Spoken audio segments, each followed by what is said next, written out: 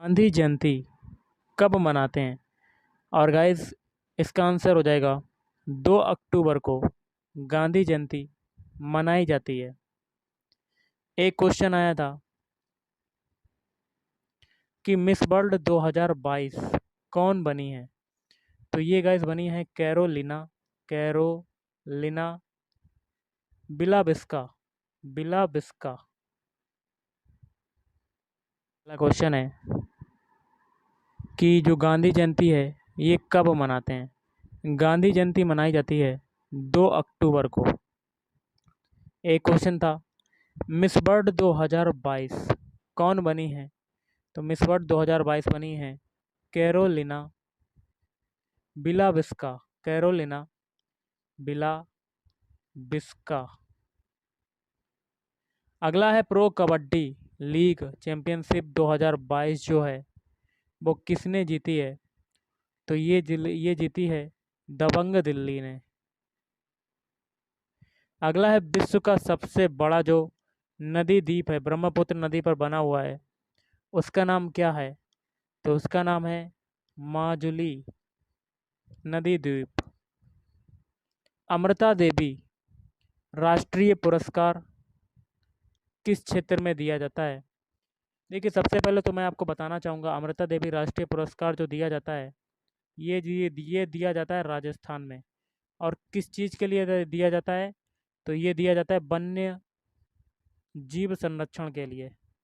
वन्य जीव संरक्षण के लिए।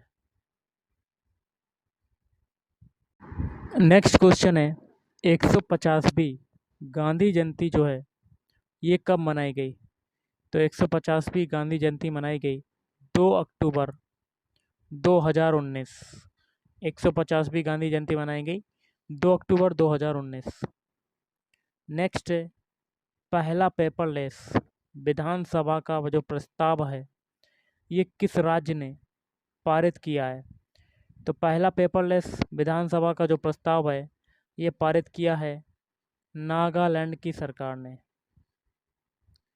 अगला है वर्ल्ड बैंक का जो मुख्यालय है या कह सकते हैं हेड क्वार्टर जो है ये कहाँ पर है? तो वर्ल्ड बैंक का जो हेड क्वार्टर है ये है वाशिंगटन डीसी में। अगला है बांग्लादेश की जो राजधानी है, कैपिटल है, वो क्या है? तो ये है ढाका। बांग्लादेश की जो राजधानी है ये हो जाएगी ढाका। अगला है आर्टिकल 5 जो है वो किससे संबंधित है? तो आर्टिकल 5 जो संबंधित है ये संबंधित है नागरिकता का अधिकार। आर्टिकल 21 जो है वो किससे संबंधित है?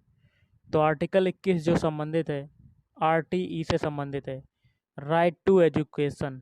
6 से 14 वर्ष के जो बच्चे हैं उनको शिक्षा का अधिकार है, तो ये आर्टिकल उससे संबंधित है, राइट टू एजुकेशन।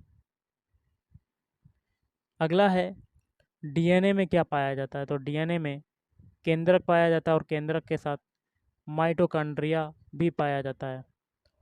अगला है नोबेल का प्रथम जो पुरस्कार है वो किस भारतीय को मिला है?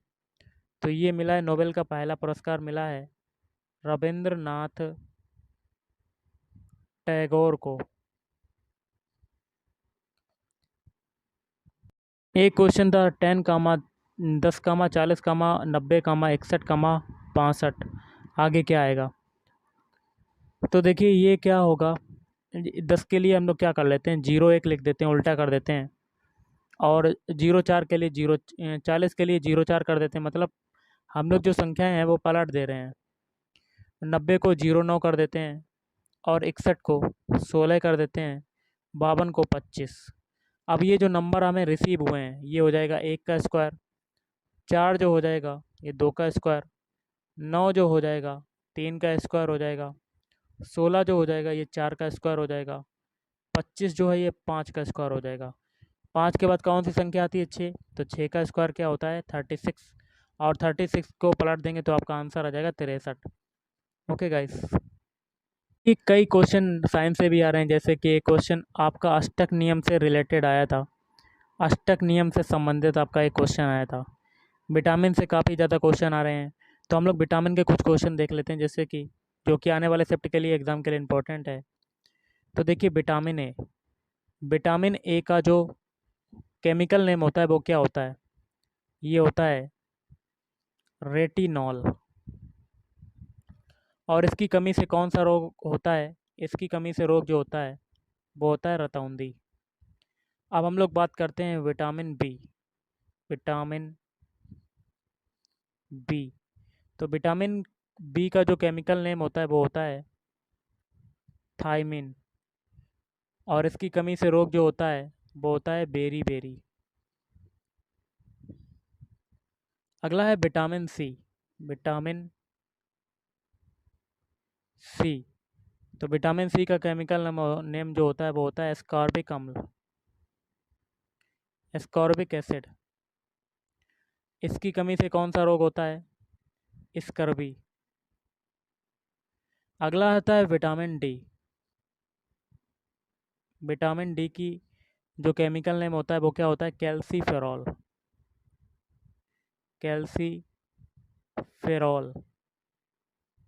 और इसकी कमी से रोग होता है रिकेटस।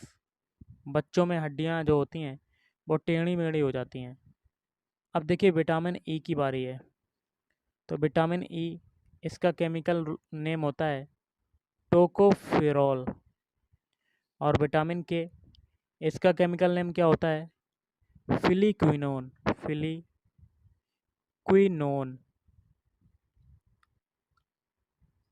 देखिए विटामिन बी और सी, ये जो विटामिन बी और सी होते हैं ये जल में घुलनशील विटामिन होते हैं, जल में घुलनशील विटामिन होते हैं। और अगर पूछा जाए विटामिन जो वे बताइए जो बसा में घुलनशील होते हैं, तो वो होते हैं ए डी ई के। ये क्या होते हैं? बसा में घुलनशील। तो गाइस आज के इस वीडियो में इतना ही। अगर आपको वीडियो पसंद है, वीडियो को लाइक करें, शेयर करें और चैनल को भी सब्सक्राइब करें। Thank you. उस शब्द को चुनिए जो दिए गए शब्द के अक्षरों का प्रयोग करके नहीं बनाया जा सकता है। तो आपका शब्द जो दिया गया है वो है आपका साइकोलॉजी। तो देखिए सबसे पहले हम लोग चेक कर लेते हैं आपका जो नहीं बनेगा शब्द वो हो जाएगा option D, option B, good.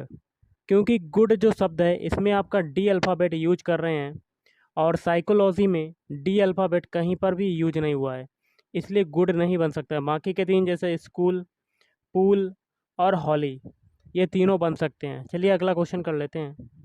Question है, यदि ग्राइंडर को एक कूट भाषा में आप ये अल्फा नंबर दिए गए हैं ये लिखा जाए तो उस कूट भाषा में रेंडर को किस प्रकार लिखा जाएगा? तो ग्राइंडर को सबसे पहले सारे अल्फ़ाबेट लिख लेते हैं, GRINDER। प्रत्येक अल्फ़ाबेट का प्रत्येक नंबर दिया हुआ है। जी का दिया हुआ है 7, आर का जो दिया हुआ है वो दिया हुआ है 6, आई का दिया हुआ है 5, एन का जो है वो आपका 4 दिया हुआ है, और डी का जो दिया हुआ है वो 3, और ई का जो दिया हुआ है वो है 2, आर का जो दिया हुआ है वो है 6। और आगे पूछता है उस कूट भाषा में रेंडर को किस प्रकार लिखा जाएगा? तो रेंडर के सारे अल्फ़ाबेट लिख लेते हैं, RENDER। अब देखिए रेंडर के जितने भी अल्फ़ाबेट हैं वो आपको मिल जाएंगे ग्राइंडर में। तो आर के लिए, आर जो अल्फ़ाबेट रेंडर का पहला अल्फ़ाबेट है, इसका कौन सा नंबर होगा? ग्राइंडर में देखिए आर को क्या कहा जा रहा है? 6, तो हम लोगों ने 6 लिख दिया। अब रेंडर का ई अल्फ़ाबेट है, तो ई का देखिए ऊपर कोड क्या दिया हुआ है? 2, तो नीचे इसके 2 लिख दिया। अब है एन की बारी। एन का देखिए कितना कोड है? एन का कोड दिया हुआ है 4, तो नीचे 4 लिख देंगे। अब है डी की बारी। डी का देखिए कोड क्या है? 3, तो इसके नीचे 3 लिख दिया। अब है गाइस ई की बारी। ई का कोड कितना है? 2, 2 लिख दिया। फिर से आर आया। आर का देखिए ऊपर कितना है? 6, तो नीचे 6 लिख देंगे। अब ये जो नंबर रिसीव हुए हैं यही आपका आंसर हो जाएगा। और ये कौन से ऑप्शन में आ रहे हैं? तो ये ऑप्शन हो जाएगा आपका ऑप्शन सी, 624, 624 और 326, 326। तो option C is right answer. चलिए अगला क्वेश्चन कर लेते हैं। अगला क्वेश्चन गाइस है आपका, यदि टैलेंट को एक कूट भाषा में लेटेंट लिखा जाए तो उस कूट भाषा में एग्जॉटिक को किस प्रकार लिखा जाएगा? तो जो टैलेंट से लेटेंट बना है, जो तरीका इसमें लगेगा वही तरीका हम लोग एग्जॉटिक में लगाएंगे। तो टैलेंट के सारे अल्फ़ाबेट लिख लेते हैं, TALENT। इससे आपका क्या बन रहा है, LAT और ENT। अब देखिए टैलेंट के जो लास्ट के 3 अल्फ़ाबेट हैं वो सेम रहे लेटेंट में, और जो स्टार्टिंग के 3 अल्फ़ाबेट हैं उनका स्थान पलट गया। L देखिए आगे आ गया, T देखिए पीछे चला गया, A जो है आपका बीच में रहा। यही तरीका लगाएंगे एग्जॉटिक में। तो सारे अल्फ़ाबेट लिख लेते हैं, EXOTIC। स्टार्टिंग के जो लास्ट के जो 3 अल्फ़ाबेट हैं उनको सेम रखेंगे, वैसे ही रखा रहने देंगे, और जो स्टार्टिंग के अल्फ़ाबेट हैं उनके स्थान क्रॉस मल्टीप्लाई करके और बीच वाला सेम रहेगा, वैसे ही कर देंगे। तो OXE, तो ये जो अल्फ़ाबेट रिसीव हुए हैं यही आपका आंसर आ जाएगा। तो ये कौन से ऑप्शन में आ रहे हैं, तो ये हो जाएगा आपका option C, OXETIC। Option C is right answer. चलिए अगला क्वेश्चन देख लेते हैं। क्वेश्चन आपका देख लेते हैं क्या कहता है। दिए गए विकल्पों में से लुप्त संख्या ज्ञात कीजिए। यहाँ पर देखिए यहाँ पर क्वेश्चन मार्क लगा हुआ है, यहाँ पर कौन सा नंबर आएगा। तो हम लोग एक एक कॉलम को लेके सॉल्व करेंगे। तो पहले कॉलम को सॉल्व करेंगे, फिर दूसरे, फिर तीसरे को। पहले कॉलम में आपका नीचे नंबर है बड़ा, जो सबसे बड़ा नंबर है उसको बनाने का तरीका देखेंगे, वही तरीका आगे भी अप्लाई करेंगे। तो देखिए 252 ये कैसे बना, और 252 के ऊपर कौन कौन से नंबर हैं, 9, 7 और 4। 9, 7 और 4 का अगर मल्टीप्लाई करते हैं तो हमें क्या मिल जाता है, 252। अब ये तरीका सेकंड कॉलम में लगा के देखते हैं। बड़ी संख्या है 240, और ऊपर कौन कौन से नंबर है, 5, 6 और 8। तो 5 और 6 और 8 का मल्टीप्लाई करके देख लेते हैं, तो आपका आ जाता है 240। यही तरीका हम लोग सेम टू सेम इसमें भी लगाएंगे। तो ऊपर वाले जो 3 नंबर हैं, 6 गुणे 7 गुणे क्वेश्चन मार्क की जगह हम लोग x मान लेंगे, और तीनों का मल्टीप्लाई करने पर हमें क्या मिल रहा था, बड़ी संख्या मिल रही थी। तो ये किसके बराबर हो जाएगा, 210 के बराबर। तो हमें x की वैल्यू बतानी है, क्वेश्चन मार्क की वैल्यू बतानी है। तो x इक्वल टू क्या आ जाएगा, 210/6 × 7। तो 7 से ये काटेंगे, 7 × 21 और 30, और 6 से ये काटेंगे तो 6 × 5 = 30। तो आंसर x की वैल्यू क्या आ गई, 5। Option B is right answer. Next question देख लेते हैं। नेहा ए स्थान से उत्तर की ओर 30 किलोमीटर गाड़ी चलाती है। मान लेते हैं ये स्टार्टिंग पॉइंट ए है, यहाँ से उत्तर की ओर, उत्तर कौन सी दिशा की ओर होता है, ऊपर की ओर। कितना चलाती है, 30 किलोमीटर। और आगे कहता है फिर दाएं मुड़कर 4 किलोमीटर जाती है। तो दाएं आपका किधर हो जाएगा, इधर की तरफ। कितना जाती है, 4 किलोमीटर। फिर दाएं मुड़कर सीधे 30 किलोमीटर का सफ़र करती है। तो दाएं आपका नीचे की तरफ होगा। तो कितना सफ़र करती है, 30 किलोमीटर का। अब बता रहा है कि प्रारंभिक स्थान तक पहुंचने के लिए उसे कितनी दूरी तय करनी पड़ेगी। तो स्टार्टिंग पॉइंट आपका ए है, कलर को थोड़ा सा चेंज कर लेते हैं। स्टार्टिंग पॉइंट आपका ए है यहाँ पर, यहाँ से ये दूरी बतानी है। तो कितना आएगा, देखिए ऊपर की दूरी ये कितनी है, 4। तो नीचे की दूरी ये कितनी हो जाएगी, 4। तो यहाँ से लास्ट पॉइंट से स्टार्टिंग पॉइंट में पहुँचने में कितना कितना किलोमीटर शेष बचा। तो ऑप्शन डी, 4 किलोमीटर शेष बचा। चलिए अगला क्वेश्चन देखते हैं। अगला है, नीचे दिए गए विकल्पों में से कौन सा निम्नलिखित शब्दों का सार्थक आरोही क्रम दर्शाएगा। आरोही क्रम होता है छोटे से बड़े की ओर। तो इसका हो जाएगा ऑप्शन सी। पहले देखिए जंगल होगा, अब फिर आप जंगल में जाएंगे, जंगल में क्या होते हैं, वृक्ष होते हैं। वृक्ष से हमें क्या मिलती है, लकड़ी मिलती है, और उस लकड़ी से क्या बनाते हैं, फर्नीचर बनाते हैं। तो option C is right answer. तो गाइज़ आज के इस वीडियो में इतना ही। अगर आपको वीडियो पसंद है, वीडियो को लाइक करें, शेयर करें और चैनल को भी सब्सक्राइब करें। Thank you.